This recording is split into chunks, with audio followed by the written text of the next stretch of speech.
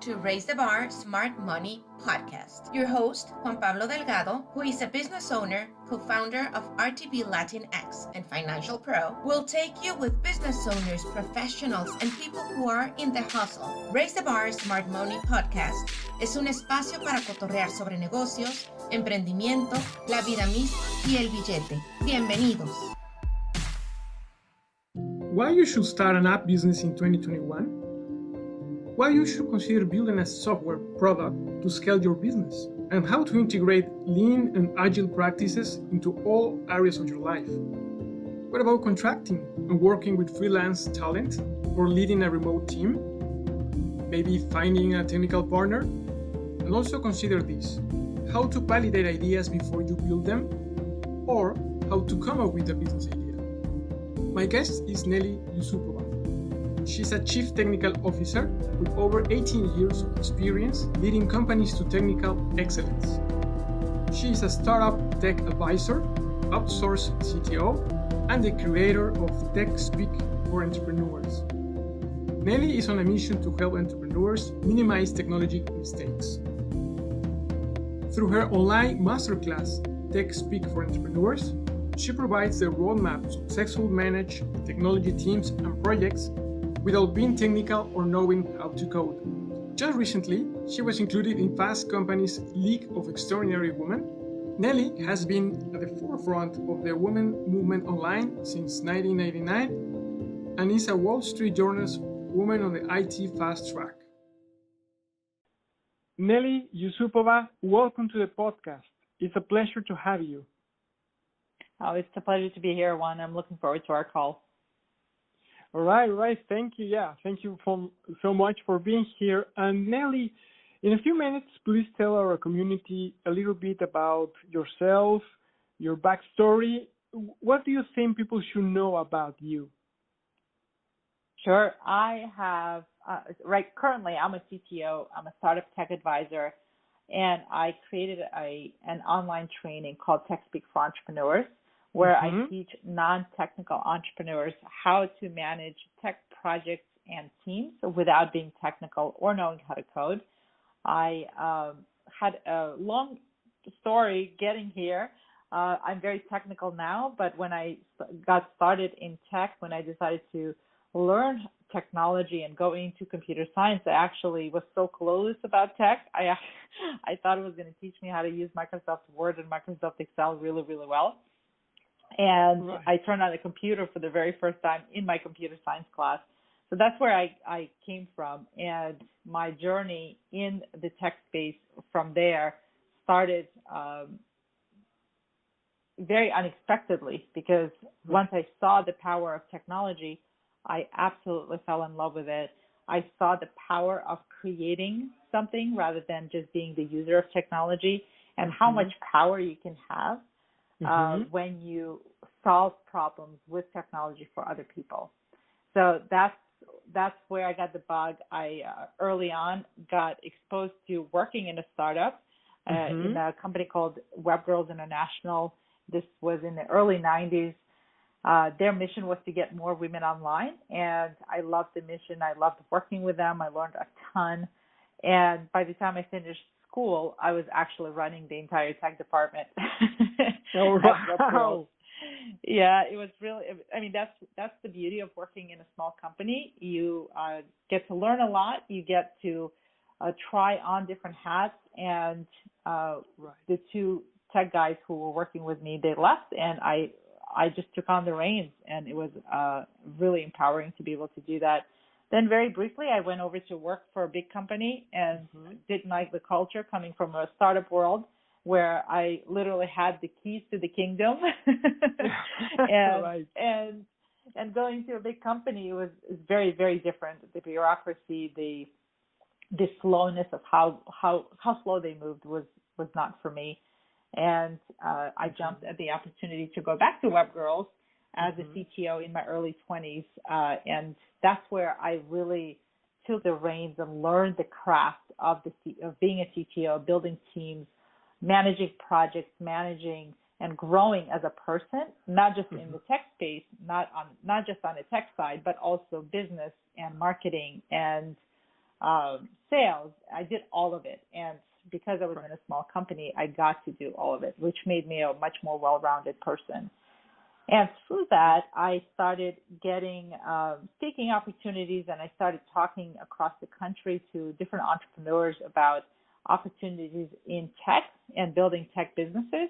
Right. And after every event that I did, I had hundreds of entrepreneurs talking to me about their problems and how much money they were losing to technology mistakes, which ultimately led me to create this program called TechSpeak for Entrepreneurs, where I decided, after blaming developers for the longest time, I decided that really the onus is on the entrepreneurs to see the red flags early enough and be able to minimize technology mistakes and be able to ask the right questions when it was time, and being able to communicate properly is also another key aspect to it. And so I decided to solve that problem and teach the process that I personally use with my developers and teach it to non-techies so that they have the power to manage the teams, to bring their ideas to life, because I think non-techies have so much opportunity. They see problems that other people don't necessarily pay attention to.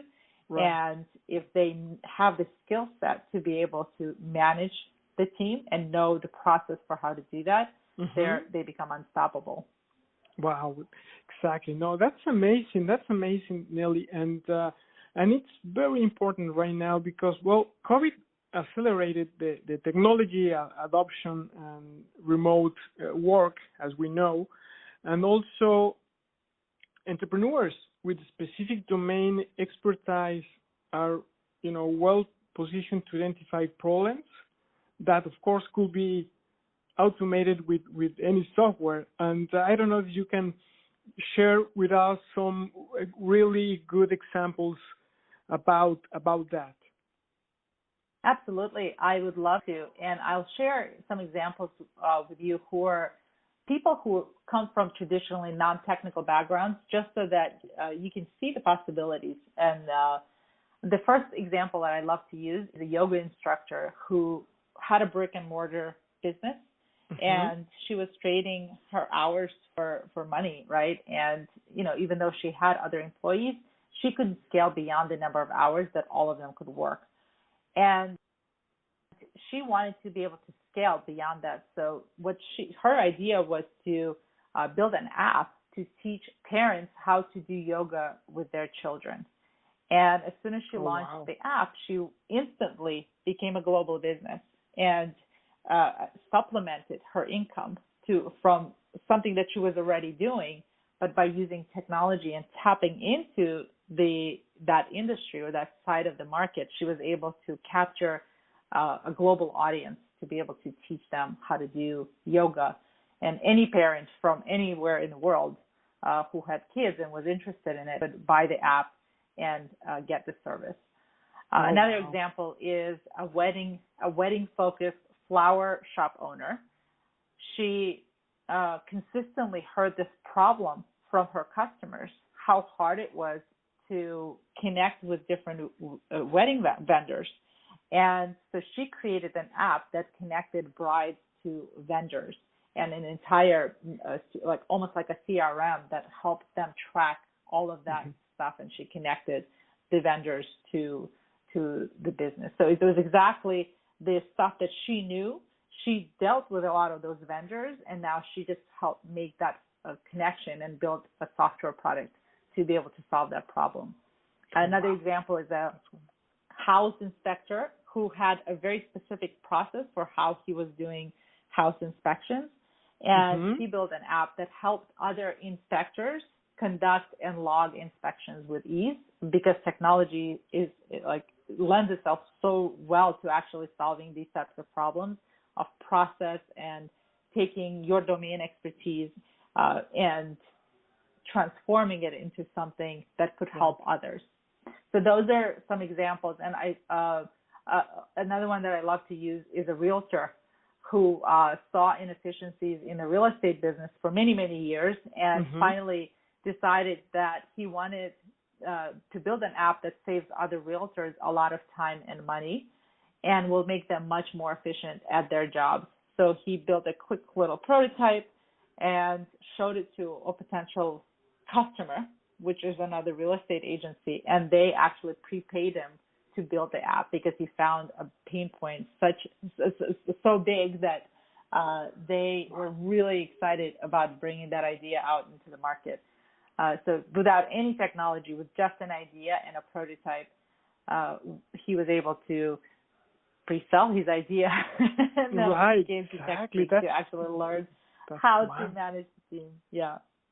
No, that's amazing. That's so exciting, and that's wonderful. And thank you for sharing that. And Nelly, I'm wondering, what do you like the most about your business, and what's the most exciting thing that you're working on right now? Well, I think COVID, as we mentioned, accelerated the technology adoption. Right. And the other thing it did is it reset a lot of people. And so many people who either lost their current jobs or realized that they now want to work for themselves and start a business. Like there's so many entrepreneurs that all of a sudden sprung up from this period. And if they were putting stuff off, they now realize that, well, maybe now is the time. And that's really exciting for me because I want to be able to teach the opportunities that are in the tech space and how instead of just being the user of technology, if you can become the creator of technology, you can tap into a lot of the benefits of having a software business, right? In the software business, you can scale so much better. You can build the product once and sell it to other people many times on a subscription basis, which gives you the recurring revenue, predictable recurring revenue. And if you are able to find a pain point large enough and figure out the business model, that'll be a game changer for you. And there's this new way of, and there's a new way of building software nowadays instead of like the old way was build a product and then find a market for it.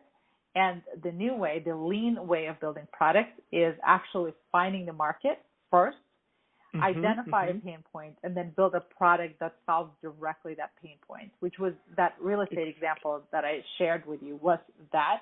And it allows you to actually pre-sell the solution, get confident about what you're building, and then investing the money into actually building the product is going to be so much easier because you know it's going to be a success. Right, exactly. As you mentioned before in some of your examples, not only entrepreneurs or business owners can jump on these software, building software and apps, but also people who love their job can start a software business as well. Absolutely, you can do it in a part-time basis, and you can do it on a full-time basis, and some people call it a side hustle.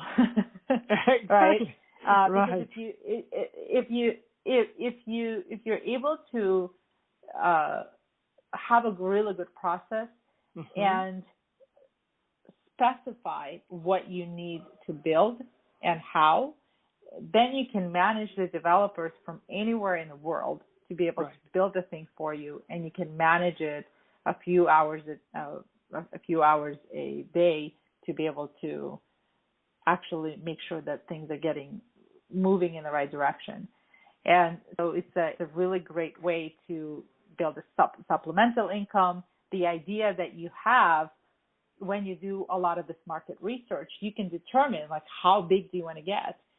And if you just want to add, let's say $5,000 to $10,000 a month of additional income stream, that's very easy to do. If you have the potential to grow to millions of users or millions of dollars, but maybe that's not what you want. Maybe you just want to supplement some of your existing income, and that's also possible as well. Oh yeah, absolutely. And actually, we heard a lot about success. A lot of people want to be a successful entrepreneur. They want to have financial independence. And can you share some of your insights or maybe some of the most important financial lessons that you have learned? The number one thing when it comes to building software products is don't build anything until you validate the idea and refine the solution. Right. And these two skills will save you so much time and so much money and so much heartache and sleepless nights. Right. Because validating the solution or validating your idea will actually allow you to refine it to make sure that it is a painkiller, that it does solve a specific problem for someone, and that will ensure that you already have determined who specifically the customer is, and if possible, even pre-sell the idea, right? And Right. then from there, you can build a clickable prototype without writing any code.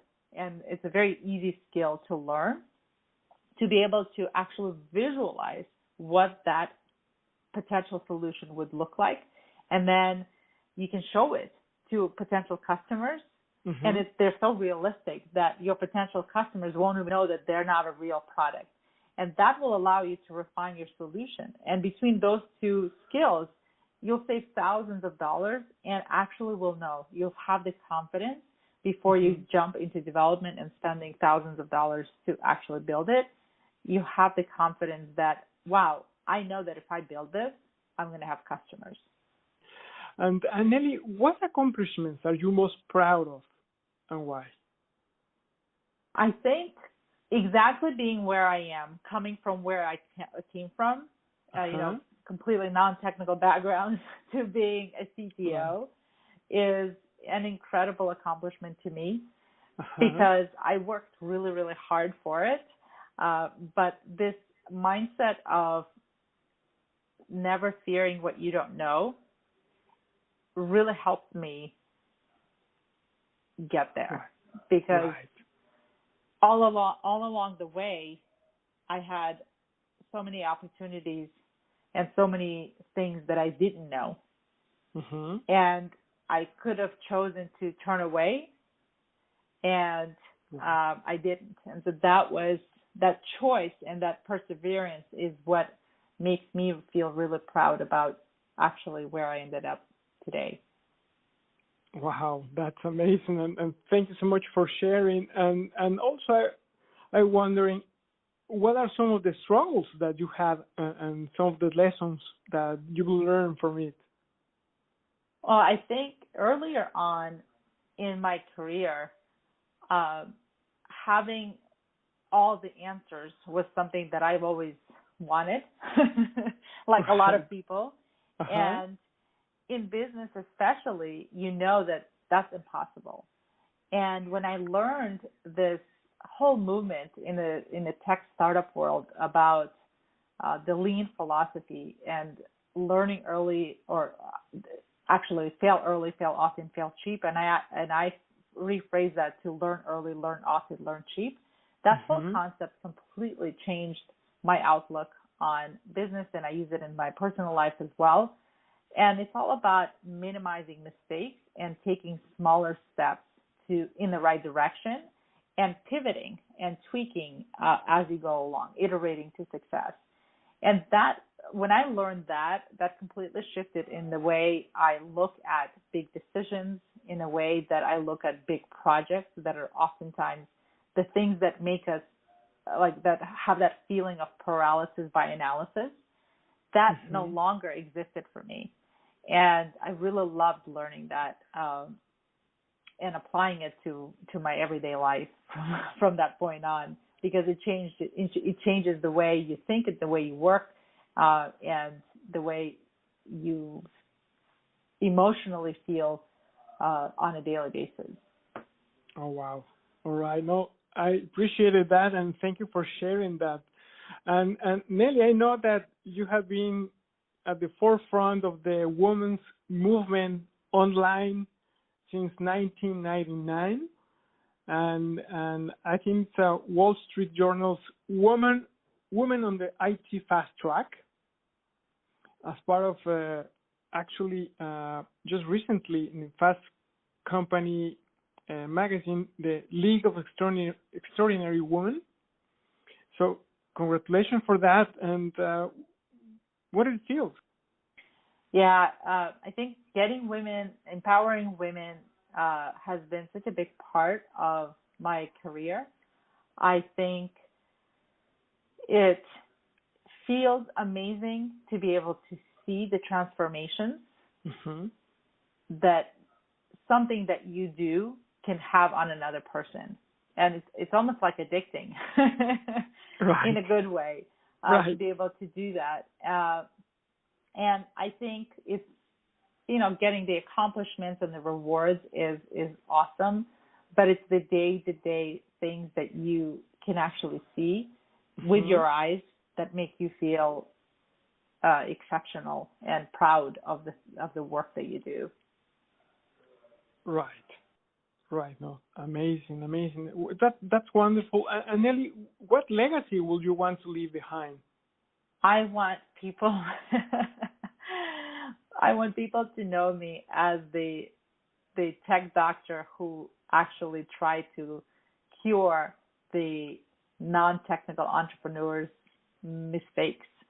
And because I've heard my share of them and the horror stories that they've had, and I am on a mission to fix that and correct that. And I'm probably going to be known as the tech doctor who did that. Oh, well, that's wonderful. Oh, wow. Thank you for sharing that. And Nelly, what's the best way for the community to get in touch with you or your business, your company? I think the fastest way to get in touch with me is through TechSpeakforentrepreneurs.com.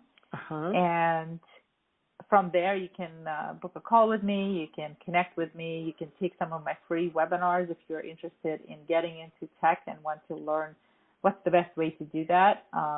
All of the resources are there. Oh, wow. Free webinars. I love that. Yeah, I do a lot of free stuff, and there's a lot of blog content that I put out and YouTube videos. And I'm Digital Woman on social media. So feel free to reach out to me if you have any questions. If you want to get into tech and you're not a technical entrepreneur, I can help you understand the process and help you get there without spending thousands of dollars. Right, exactly. No, I love that. And before wrap this up, Nelly, a final message that you would like to share with us? Never fear what you don't know. It's been my mantra that helped me get to where I am. And there's so much, especially with technology, that changes on a daily basis, that if you put aside the fear of unknown and actually push through that and just start learning as much as you can about the space that you don't know about, it'll open so many doors and so many opportunities for you. Oh, wow. I love it. Muchas gracias. Thank you so much. Nelly, it was a pleasure to have you here. We are wishing you all the best. Be safe and keep raising the bar. Thank you so much, Juan. It was a pleasure to be here and have this conversation with you. Thank you for listening. I hope you enjoyed and learned from this podcast interview. Keep raising the bar with belief, action, and results. If you're looking for more valuable content, please visit our YouTube channel, Raise the Bar. Hasta pronto.